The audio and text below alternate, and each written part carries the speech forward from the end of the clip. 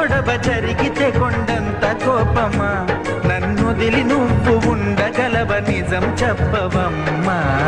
అందరినీ ఇలా వెంటపడి అడగాల